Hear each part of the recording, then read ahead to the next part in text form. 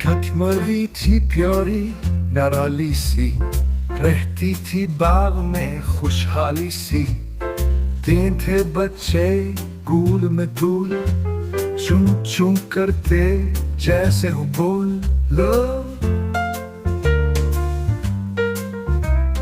صبح سویرے سورج نکلا، باغ میں ہر پھول تھا کھلا، مرغی بولی چلو میرے ساتھ، چگیں گے دانا کریں گے بات دو۔ بچوں نے دوڑے خوشی سے گئے، دھوپ میں کھیلے کبھی چھپ گئے، مرغی پیار سے دیکھے حال، پروں کے نیچے دے پیار کی ڈھال۔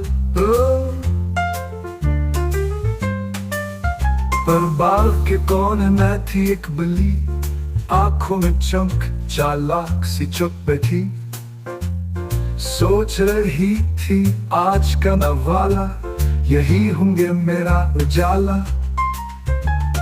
بلی نے دبے پاؤں قدم بڑھایا، جھاڑیوں میں چھپ کر تاک لگایا، مرغی نے سونگ لیا ہر خطرہ، ماں تھی وہ بن گئی پہرا لو۔